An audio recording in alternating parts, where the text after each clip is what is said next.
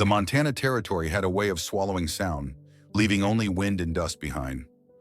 Out on the far edge of Dry Creek Valley, where sagebrush rolled over the hills like an endless gray-green ocean, Abel Harkin lived with nothing but land, cattle, and silence for company. Folks in town liked to call him the man stitched into the earth, and maybe they weren't wrong. Abel had spent so many years tied to this soil that it had begun to claim parts of him. The quiet parts, the wounded parts, the parts he never let anyone see. Before the loneliness settled in, Abel had once been a man with plans. A small wedding in the fall, a cabin full of light, a woman he loved beside him as they built a future. But dreams were thin things out west, easily torn by men with heavier pockets and smoother promises. His bride-to-be had left with a wealthy traveling merchant, choosing glitter over grit. Overnight, Abel went from a man preparing for marriage to a man fixing fences at dawn to keep from thinking.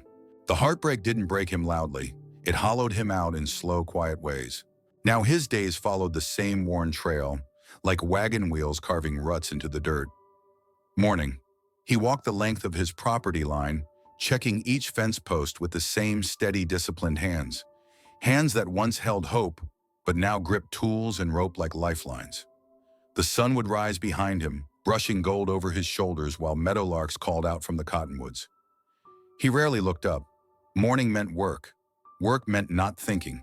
Midday, he herded his sheep across the dry pasture, urging them toward water, listening to the soft bleats echo against the foothills. The animals trusted him, maybe because he moved with quiet certainty, or maybe because he gave them all the care he never gave himself. Every so often he'd pause, rub the back of his neck, and look toward the horizon as if expecting someone to ride out of it. No one ever did. Afternoon.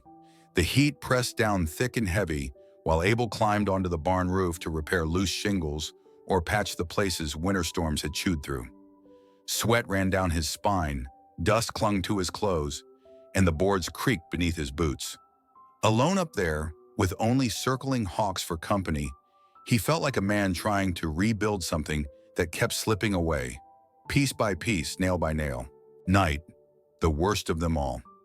Abel would sit beside the stone fireplace in his cabin, its flames low and restless, nursing a tin cup of bitter coffee while shadows stretched long across the floorboards. The crackling wood sounded louder in an empty home.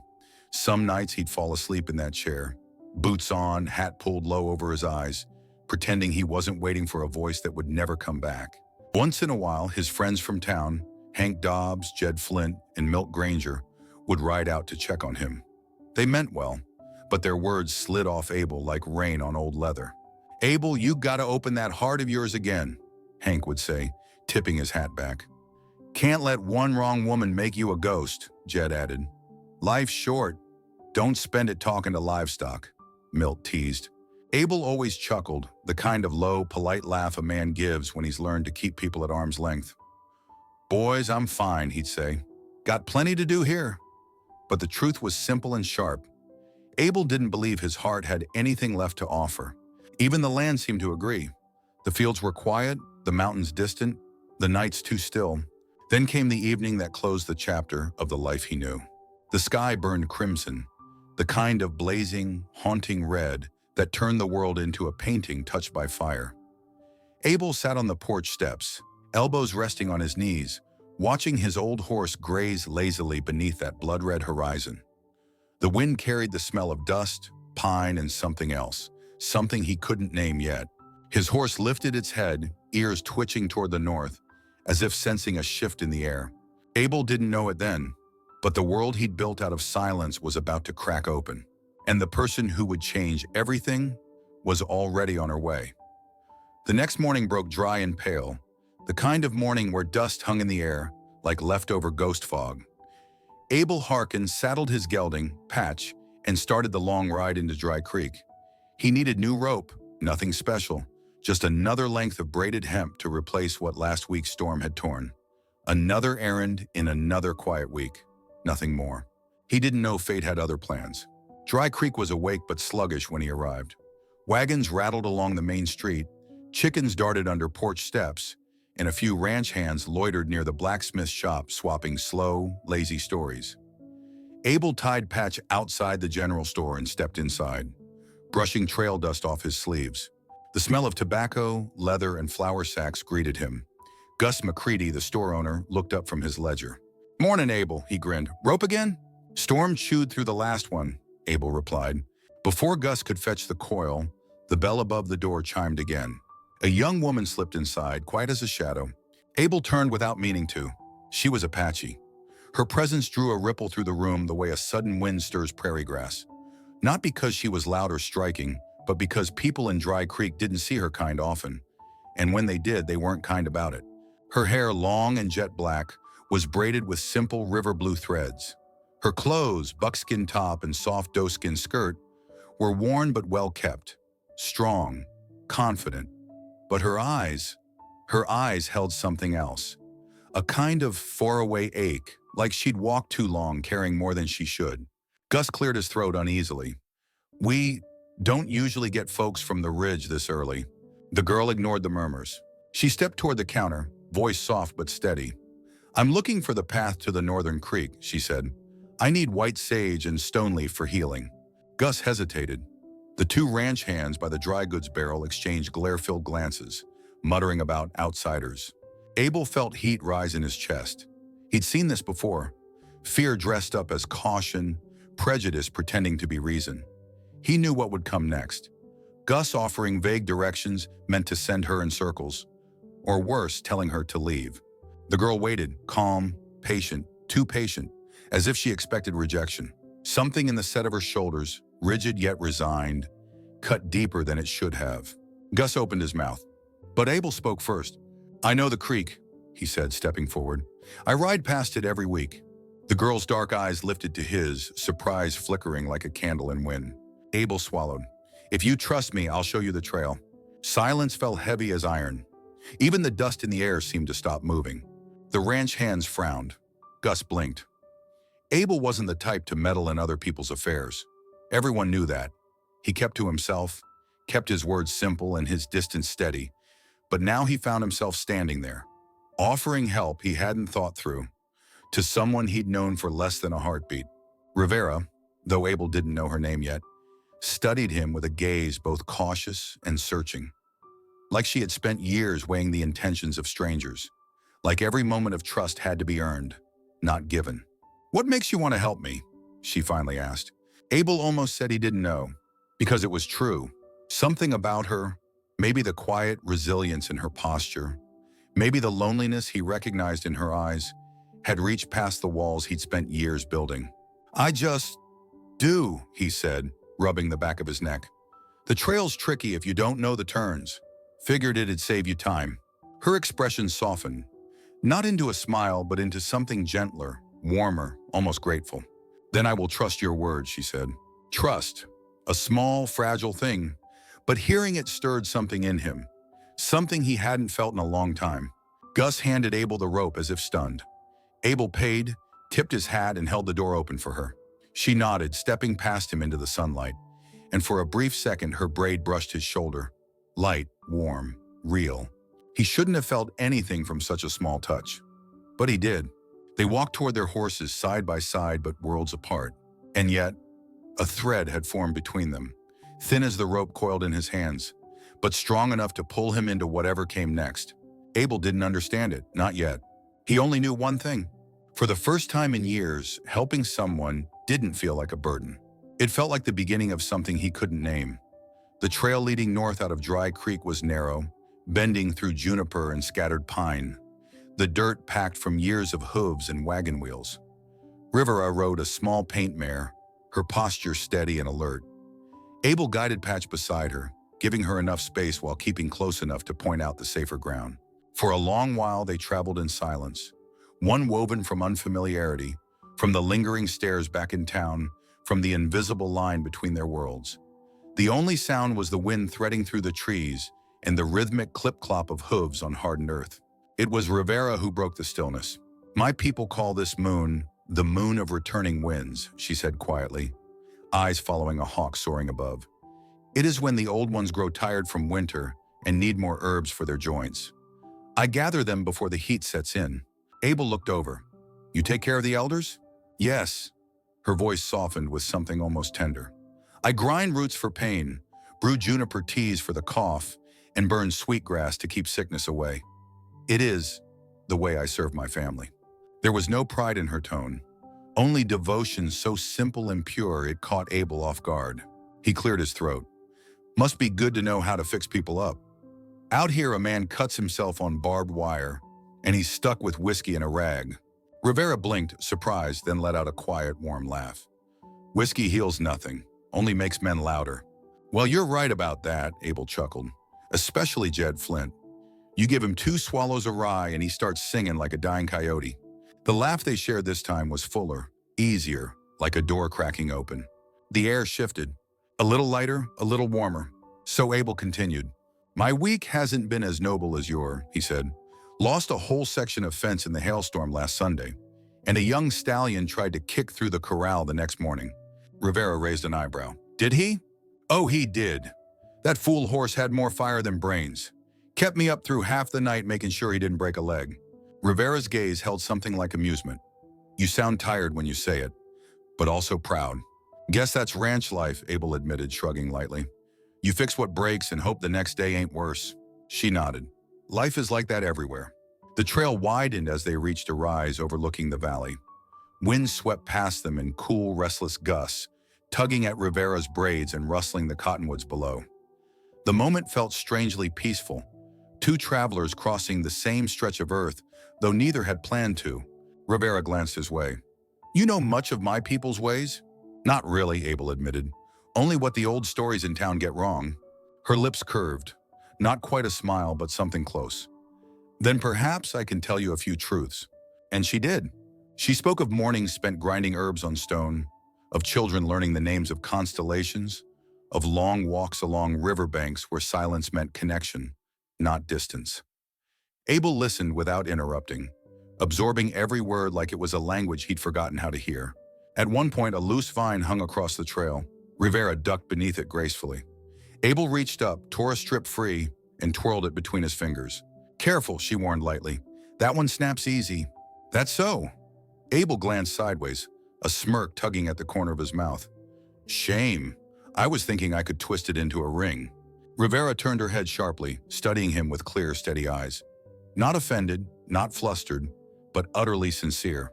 If you were truly offering, she said, I would not laugh. Her voice was soft, yet the truth inside it landed like a stone dropped into still water. Abel froze. He'd meant the joke to fill silence, to keep things from feeling too personal. But the way Rivera looked at him, the honesty, the calmness, the depth, it hit him somewhere he'd long thought numb. A tightening in his chest, a shift behind his ribs, a quiet ache he hadn't felt since before his world cracked apart. He swallowed hard. Rivera seemed to sense the effect of her words. She looked ahead again, letting the moment settle into the wind. They rode on, saying nothing for a time. But the silence between them had changed. No longer tense, no longer unfamiliar. Now it felt like a thread, thin but real, stretching between their saddles, between their breaths, between the pieces of themselves neither had intended to share. And Abel knew, without understanding why, that this trail was leading him somewhere far beyond the northern creek, somewhere he had not expected to go again. Dry Creek always felt different on market days, brighter somehow, even when the sky stayed dull. Wagons lined the street, chickens squawked underfoot, and a thin trail of smoke curled from the little bakery behind the saloon. Abel wasn't planning to linger long. He had oats to buy, nails to pick up, and a long ride back to the ranch before sundown. But fate, it seemed, was ahead of him again. He had just stepped out of the blacksmith's shop when he saw her, Rivera, standing near the trading post with a small bundle of sage and dried roots tied in rawhide. The morning light caught on her braids, turning the dark strands warm and coppery. She was haggling gently with old Mrs. Talbot, who always bought herbs for her aching knees. Rivera's smile, calm, polite, flickered the moment she spotted Abel across the street. And something inside him kicked, sudden and unsteady. Rivera excused herself and walked toward him, quiet but purposeful. You're in town early, she said. So are you, Abel replied. His voice came out rougher than he meant. She held up the bundle in her hands. I traded for flour. And I thought I might stop by the fire-brewed cafe before heading home. Abel nodded. Their coffee's strong enough to wake the dead. Rivera tilted her head, amusement dancing in her eyes. My people make a stronger one, she said. We roast the beans over flame until they taste like smoke and midnight. We call it cafe lua. Before Abel could reply, she took a small breath, just enough to show courage gathering, and said, "Will you share a cup with me?" He blinked. Rivera was asking him. A warmth spread through his chest, unexpected, disarming. "I'd like that," Abel said. They walked side by side toward the cafe, a tiny wooden building wedged between the dress shop and the saddle maker. Inside, lanterns washed everything in honey-yellow light. The scent of roasted beans, fresh bread, and burning cedar filled the space. Only 3 other customers sat inside, speaking in low voices. Rivera chose a corner table. Abel sat across from her, suddenly aware of his dusty boots and calloused hands. The owner poured their drinks, 1 dark, earthy cup for Abel, and a clay mug filled with Rivera's own blend, which she had brought from her tribe. The smell rising from her cup was richer, deeper, almost wild. "This reminds me of home," she said softly. "We sit around the fire at dawn, drinking this before the day begins." Abel cradled his cup. "Must be nice having that kind of tradition." "It is," she said, "though not all parts of my week were nice." "What happened?" Rivera exhaled, brushing a loose strand of hair behind her ear. "Some townsfolk asked me to bless a house they wanted to buy. They believed evil spirits hide in the walls. I told them spirits do not cling to wood and clay, only to fear." She paused. They did not like that answer. Abel couldn't help a dry laugh. "I know folks like that. Last month, a rancher insisted one of my stallions was cursed because it kicked the fence. Turns out he'd left the gate half-latched." Rivera's eyebrows rose. "What happened?" "I spent half the night chasing that horse through a hailstorm," Abel said. "Thought the sky was falling apart." Rivera laughed, a sound warm and melodic, like a stream running over smooth stone. The lantern light softened her features, and for a moment, Abel allowed himself to simply look at the curve of her smile, the quiet strength in her posture, the honest curiosity in her eyes. It felt easy, easier than anything had felt in years. They talked until the lanterns flickered low, about weather, about roots that cured fever, about horses with too much fire in their bones. Their laughter blended with the hum of the cafe, creating a little world of its own. When they finally stepped outside, the late afternoon light slanted across the street in warm, copper tones. Rivera stood close enough for Abel to feel the warmth radiating from her skin. He cleared his throat, searching for something, anything, to cut through the sudden shyness settling over him. His fingers brushed a long blade of grass growing by the step. Without thinking, he plucked it and twisted it between his fingers into a small, rough circle. "A ring?" Rivera asked, voice soft. Abel looked away, embarrassed. "Just a joke, so we don't have to feel awkward about what I said on the trail." Rivera held out her hand. He placed the little grass ring in her palm. She closed her fingers around it like he'd handed her something fragile and precious. "I will keep this," she said. "Truly." Abel's breath caught. She carefully tucked the makeshift ring into the small pouch at her waist. For the first time in a long while, Abel felt a strange, hopeful flutter he could not name. And as they walked away from the cafe, the world felt somehow changed, lighter, fuller, as if 2 paths that had once run separate were slowly, quietly, bending toward each other. There was no exact morning when it happened, no lightning strike, no sudden revelation. Just a slow shift in the way Abel Harkin woke up, as though some quiet piece of him had been nudged awake after years of sleep. He rose earlier now, before the sun reached over the ridge, before the rooster crowed, before the cattle stirred. He didn't do it out of duty or habit. He did it because he knew Rivera might be out gathering herbs along the creek trail, her figure moving through the mist like part of the earth itself. And the odd truth was, he liked the thought of crossing paths with her, even if only for a minute. One morning, he filled a small woven basket with apples from the lone tree behind his barn, a stubborn tree that survived storms that had flattened everything else. The apples weren't pretty, but they were sweet. He found himself riding into the hills just to leave the basket outside Rivera's temporary shelter of willow branches and canvas. He didn't wait for her, didn't knock, didn't announce himself. just left the apples and rode away before his courage could falter. Later that week, when Abel went to check the horses, something new hung on the corral gate. A neat hand-tied bundle of Apache sage and wild sotom. The scent drifted warm and earthy on the wind. Rivera appeared beside him, quiet but sure. "It keeps away bad spirit," she explained, "and stubborn sickness. Both linger where men work too hard." Abel rubbed the back of his neck. "You saying I'm cursed or overworked?" "Both," she replied, and the playful curve of her lips made his chest tighten in a strangely pleasant way. From that day forward, little things began to change. At the weekly market, Rivera would linger a few seconds longer when she greeted him. Abel would find excuses to walk her to her horse or carry the herb satchels that were clearly not too heavy for her. They browsed the stalls together, sharing small discoveries like children exploring something new. Rivera showed him a dried blue flower that eased fevers. Abel pointed out a saddle blanket he thought might suit her mare. Their hands brushed now and then, brief, accidental touches that sparked something warm beneath his ribs. Conversations grew longer, wandering from weather to childhood memories, from old tribal stories to ranch misadventures. Rivera had a way of asking questions that peeled back the quiet armor Abel had spent years forging. One afternoon, they stood beside the creek, the water glinting like glass. Rivera knelt to collect mint leaves, and Abel watched her with a feeling he didn't yet want to name. Out of nowhere, Rivera said softly, "Do you know what people call me in my tribe?" He shook his head. She touched the river stones. "Rivera means the one who flows.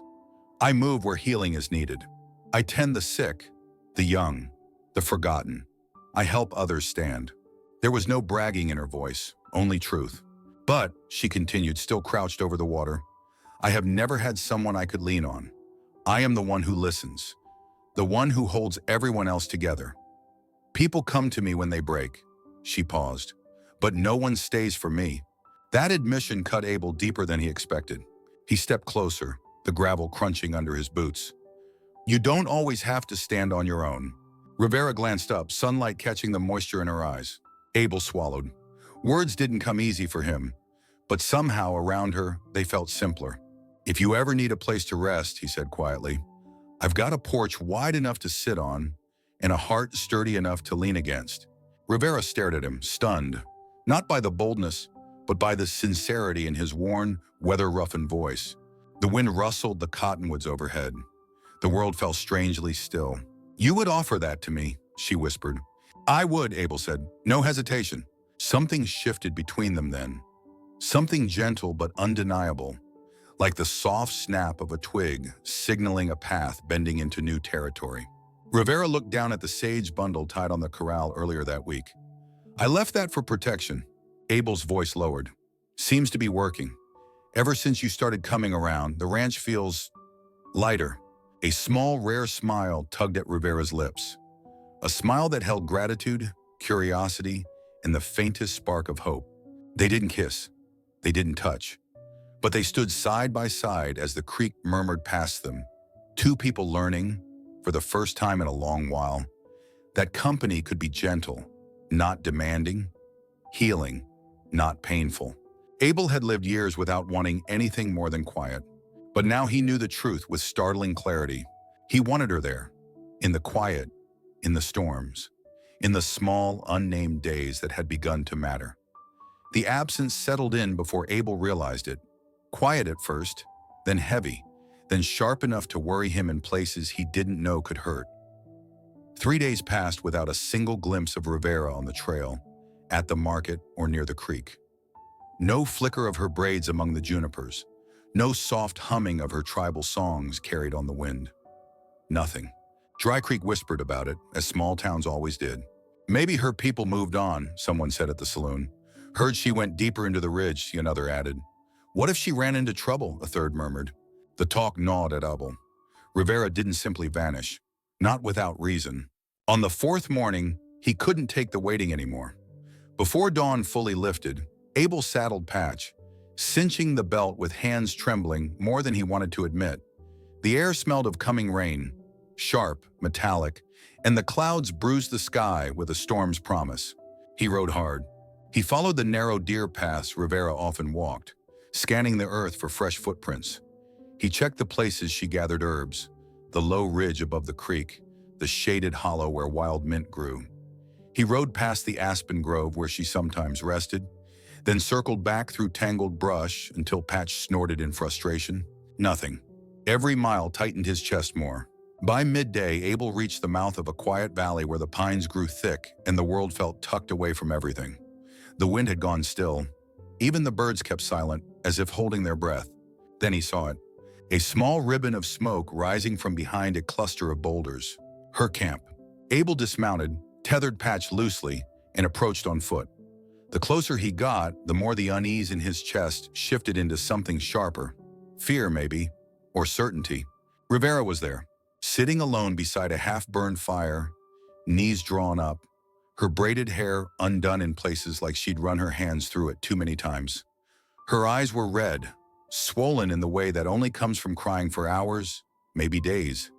She didn't even hear him at first. "Rivera," Abel said softly. She flinched at his voice, as if pulled from a faraway place, then lifted her head. When she saw him, her expression cracked, raw as an open wound. "You shouldn't be here," she whispered. "Maybe not." Abel stepped closer anyway. "But you've been gone for days. I was worried." She looked away, shoulders sinking, as though gravity itself had grown cruel. "I didn't want anyone to see me like this." Abel lowered himself to the ground beside her, not touching, but close enough to say he wasn't leaving. "What happened?" Rivera swallowed hard, breath trembling. "A messenger came from my tribe. He brought news." She closed her eyes, fighting the tremor in her voice. "The man I once promised to marry? He is taking a wife next winter." Abel didn't speak. He didn't need to. Rivera's voice broke on the next words. "I thought I was over it. I thought the wound had closed. But when I heard—" She shook her head, unable to continue. "It felt like I was being left behind all over again." Her breath stuttered. A sound escaped her, a soft, fractured sob she tried to swallow. Abel's chest tightened painfully. He had known heartbreak, but seeing it consume someone so strong, so gentle, it struck deeper than any memory of his own past. Very slowly, making sure she could pull away if she wished, he placed a steady hand on her shoulder. A simple gesture, respectful, quiet, but it held more comfort than any words could. Rivera shuddered once, then leaned. Not toward the ground, not away, but into him, into his chest, her forehead pressed against the fabric of his shirt, her hands clutching at nothing as though trying to hold herself together. "Abel," her voice cracked completely now. "Please, don't leave me like they did." He wrapped one arm around her, firm and protective, but careful, always careful with her. "I'm not going anywhere," he said, the words steady as bedrock.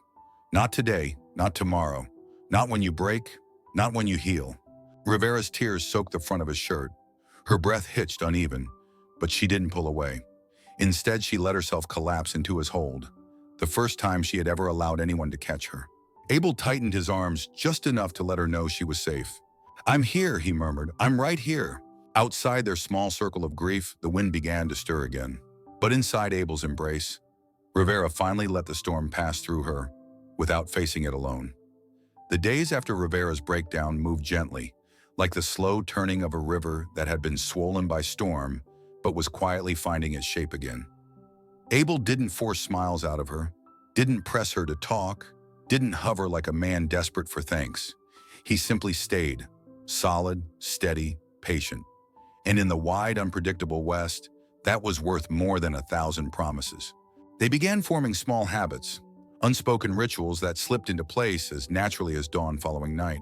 One morning, while Abel was splitting firewood behind his cabin, he sliced the back of his knuckle on a stubborn log split. It wasn't serious, but the sting made him hiss. Rivera, who had quietly approached with a pouch of herbs, clicked her tongue softly. "Sit," she said, not harshly, but with a healer's authority. He obeyed without teasing, something he didn't do for anyone else. She knelt beside him, her fingers gentle as she dabbed crushed yarrow onto the cut. Her touch was light, almost reverent, and Abel watched the concentration on her face, the small furrow in her brow, the steady breath, the care that came as naturally to her as breathing. "You shouldn't work when your mind is elsewhere," Rivera murmured. He smiled faintly. "My mind hasn't been elsewhere since you showed up." A blush warmed her cheeks, soft, fleeting, but she didn't look away. Instead, she wrapped a strip of leather around his hand and tied it with careful precision. "There," she said, "even the strongest man needs tending.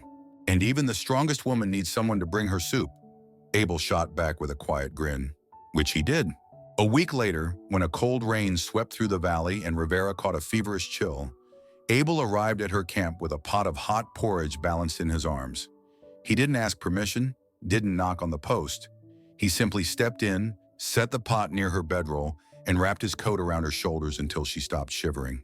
Rivera whispered, voice hoarse, "You didn't have to come." He answered, "I know, because that's what staying meant. You show up even when the world tells you to mind your own business." When the fever passed, their days found a new rhythm. Sometimes they rode across the open prairie, letting the horses move at their own pace. Rivera liked the wind in her hair, the freedom of wide plains stretching into forever. Abel liked riding beside her, seeing her shoulders relax, hearing her laugh whenever Patch snorted with jealousy at her mare. Other times they sat beside a crackling fire as the sky dimmed into the deep blue of approaching night. They didn't always speak. Some evenings were filled with comfortable silence, two souls sitting close enough to feel the warmth of each other without needing words to keep the moment alive. But when they did talk, the conversations carved deeper than either expected. One night, Rivera traced patterns in the dirt with a stick, spirals, lines, river paths. "When I was young," she said softly, "I thought I would never leave home. I believed my life was set, serve my people, marry the man chosen for me." She paused, but nothing stayed the way it was. Abel listened, leaning forward, hands clasped loosely. "I used to think I'd build a family on my ranch," he said, "grow old with someone. But that dream died fast." He exhaled a long, honest breath. "I stopped trusting the idea of being loved." Rivera's gaze lifted slowly. "Do you trust it now?" He hesitated, but not out of fear, out of reverence. "Maybe," he murmured, "because of you."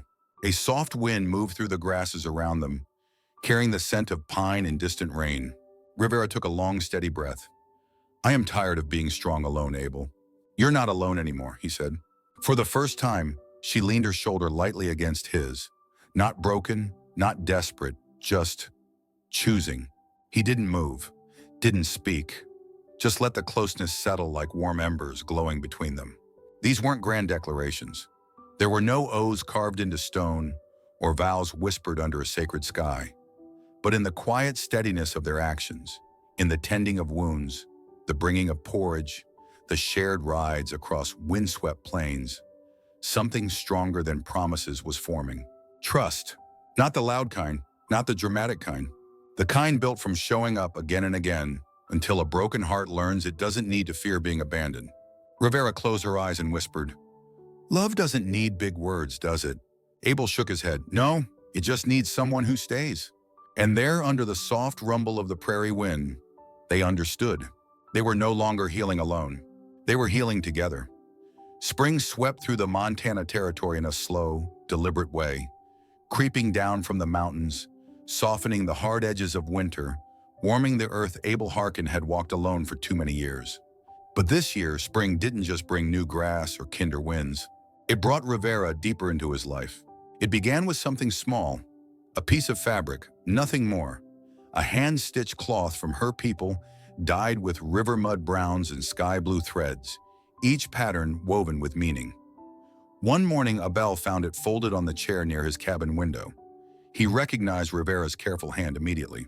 She said nothing about it later, but she looked at him with a quiet tenderness that made it clear. Leaving that cloth was not accidental. It was a part of her world, left inside his. No declarations, no titles, just a gesture that whispered, "I feel safe here." And Abel, who had spent years guarding the empty corners of his cabin, felt something warm settle in his chest at the sight of it. As days stretched longer and the prairie began to shimmer with new green, Rivera started teaching him things no one else could. One afternoon, they walked along the ridge, scanning the soft ground after a late rain. Rivera crouched, dark braids slipping forward as she touched a faint mark in the mud. "That is a lone wolf," she said softly. "A young one." Abel knelt beside her. "How can you tell?" She guided his hand toward the print, small, sharp, and angled. "The spacing," she explained. "The weight here." She pointed to the deeper edge, and the line of the back paw following the front. Wolves walk with purpose. He listened like a schoolboy learning a secret language. And in a way, he was. Because Rivera didn't share these teachings with just anyone. These were lessons given only to those she trusted. Abel swallowed. So you're saying you trust me enough to teach me this? Rivera looked up at him, her eyes steady, warm. If I didn't trust you, she murmured, you wouldn't be here beside me. Simple words, but they hit harder than a hammer against iron. They never called themselves anything, never labeled whatever was growing between them. The West had no need for pretty speeches or carved promises. Out here, truth lived in quiet gestures. In the way Abel brought 2 tin mugs of strong morning coffee onto his porch each dawn, one plain, one mixed with the roasted wild beans Rivera liked. She always arrived moments later, as if guided by some gentle instinct, and she always smiled that soft, steady smile before taking the cup from his hand. In the way she fixed the loose buttons on his work shirt without saying a word. In the way he instinctively shifted to walk on the windward side of her when dust storms kicked up. In the way her mare leaned into patch as though their horses understood a bond forming between their riders. But the clearest moments came during the storms. Spring storms in Dry Creek were fierce, wild winds throwing branches across the yard, rain drumming hard on the roof like frantic hoofbeats. Whenever dark clouds gathered along the horizon, Rivera left her camp and crossed the valley to Abel's cabin. She never knocked, he never questioned. She simply stepped inside, shaking rain from her hair, and he'd close the door behind her, sealing them into a small, warm world that felt safer than either dared to admit aloud. They sat by the fire through the worst of it, Rivera with her knees pulled close, Abel with a blanket around both of them when the wind howled too fiercely. Sometimes they talked for hours about their childhoods, their scars, their hopes they kept hidden even from themselves. Sometimes they said nothing at all, and somehow the silence between them felt fuller than any conversation. One night, with thunder rolling far off and the candlelight flickering across her face, Rivera whispered, "Storms used to frighten me when I was little. I always thought they would take me away." Abel's voice was low but sure. "Nothing's taking you anywhere tonight." She leaned into him then, slow, trusting, her head resting against his shoulder. The weight of her felt delicate, yet grounding, like a truth settling into place. Abel froze, not because he didn't want it, but because of how much he did. For years, he'd believed his heart was a dead thing buried under dust and regret. But here, with Rivera's breath warming his collarbone, with her trust pressed gently into him, he felt that long, quiet part of himself spark with life again. It startled him, thrilled him, scared him. He welcomed it all. Because this wasn't the wild rush of young love or the quick spark of infatuation. This was quiet, mature, steady. A love that walked in on soft feet and decided to stay. When the storm finally passed and the sky grew calm, Abel realized something undeniable. Rivera hadn't just stepped into his cabin. She had stepped into the empty spaces of his heart, settling there with the same gentle certainty as dawn returning after a long night. And for the first time in years, Abel didn't feel alone. He felt alive. Spring returned to the Montana territory with warm winds drifting off the mountains and the smell of budding cottonwoods riding in on every breeze. A full year had passed since the day Abel Harkin and Rivera first crossed paths in the narrow aisles of the Dry Creek General Store. A year of quiet healing, shared storms, mornings on the porch, and soft unspoken promises that had grown roots beneath their feet. Abel felt every bit of that year as he stood in front of the mirror nailed to the wall of his cabin. A warped piece of glass that showed just enough reflection for him to comb through his hair and dust off his shirt. Nervousness wasn't something he felt often anymore, but today it pulsed under his ribs like a steady drum. Tonight mattered. Tonight he wasn't riding out to mend a fence or chase a stray calf. Tonight he was going to ask a woman, his woman, if she'd walk every remaining road of life beside him. He slipped his hand into his breast pocket, fingers brushing against something fragile. A small, dried loop of braided grass. The ring he'd once made as a joke. The ring Rivera had kept for months. The ring that marked the first spark between them. Abel pressed it lightly, grounding himself with the memory. Then he reached for the small leather pouch on the table. Inside rested the new ring, a simple band of silver he'd traded 3 steers for, engraved with a single feather. A symbol of freedom to her people, a symbol of devotion to him.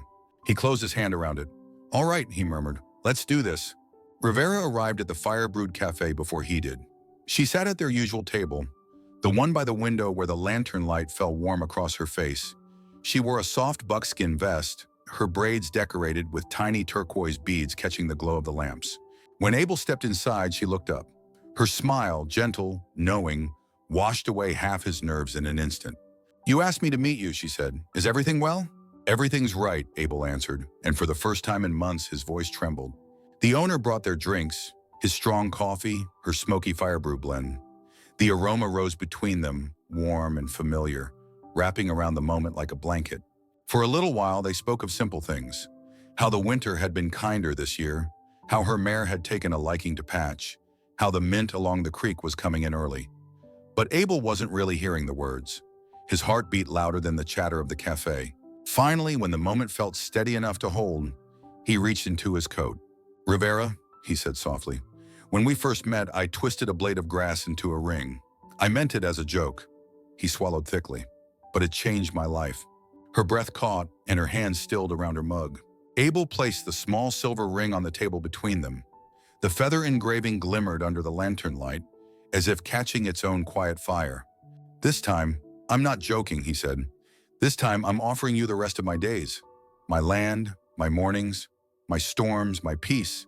All of it, if you'll have me." For a heartbeat, Rivera didn't move. Then her eyes shimmered, bright, liquid, overflowing faster than she could blink away. "Abel," she whispered, voice breaking with truth. "No one has ever chosen me first. No one has ever said I was worth staying for." She lifted the ring with trembling fingers. "Until you." Her tears weren't sorrow. They were release, relief, joy that came from deep beneath old wounds. "Yes," she breathed. "Yes, I will marry you." The cafe, small as it was, erupted into warm applause. The baker clapped loudly from behind the counter. A ranch hand whistled. Someone shouted, "'Bout time, Abel!" And the room filled with laughter. Abel leaned over and cupped Rivera's cheek as if handling something sacred. "Thank you," he whispered. But she shook her head. "No, thank you for seeing me." He slipped the silver ring onto her finger, and it fit as if it had been waiting for her all along. Rivera reached for his coat then, touching the pocket where she knew he kept the old grass ring. "You still have it?" Abel smiled, eyes soft. "Always. It is part of our story," she said. "And now this is too," he answered, touching the silver band. They stood hand in hand, stepping out of the cafe into the cool spring night. Lanterns flickered along the street, and the scent of sage drifted on the breeze. Abel felt the world shift quietly, the way earth settles after a long storm. Not dramatic, not loud, just right. Because tonight he wasn't a lonely rancher anymore, and Rivera wasn't a wandering healer unsure of where she belonged. Tonight they belonged to each other, and the path ahead, their path, was finally theirs to walk. Spring settled fully across the Montana territory when Rivera finally moved into the cabin on Abel's Hill. The mornings were warmer now, the grass sharp and green, the wind busy carrying the scent of budding sage. Abel met her halfway up the trail that day, her mare walking slow beside Patch, panniers filled with herbs, blankets, and the quiet collections of a life spent traveling between two worlds. He carried the heavier bundles without asking, and she led him without arguing. That was how they worked now, effortless, natural, steady. The cabin waited at the crest of the hill, its rough timber walls golden under the rising sun. Smoke drifted from the chimney, and the porch creaked under their steps, like it was welcoming another heartbeat into its wooden bones. Rivera paused in the doorway, a small bundle of beads and feathers in her hand. The colors were warm, amber, turquoise, sun yellow, tied into a loop woven with her family's pattern. Without a word, she lifted it to the door frame and fastened it there. A simple gesture, but it said everything. Abel watched her, throat tight. "That means this place is home to you now?" Rivera nodded. "A home must be claimed by the heart before it's claimed by the feet." He brushed a strand of wind-tossed hair from her cheek. "Then I'll spend my life making sure it stays that way." She smiled, soft, certain, and stepped inside. Their days wove into each other like strands of the same rope. In the mornings, they checked the horses together. Rivera ran her hands along the animals' necks with healer's intuition, noticing things Abel missed. Tight muscles, stiff gait, signs of coming storms hidden in their restlessness. Abel mucked the stalls, whistling off-key, and she teased him about how the horses seemed to appreciate her singing more than his. At noon they cooked together, beans simmering in a cast-iron pot, wild greens she gathered tossed into the skillet, cornbread rising slow in the stone hearth. Abel chopped wood outside, and Rivera would lean against the porch rail, watching him with a look that mixed fondness and something deeper. Gratitude, maybe, or belonging. Nights were their favorite. The fire crackled in the stone hearth, while the wind tapped gently on the shutters. They sat shoulder to shoulder on the floor, Rivera stringing beads, Abel polishing tack, the silence warm and full, rather than empty. Sometimes she told him stories of her childhood, rushing water, moonlit rituals, her grandmother's songs. Sometimes he told her about the ranch's early years, floods, hard winters, and the long ache of waiting for a future that never seemed to arrive.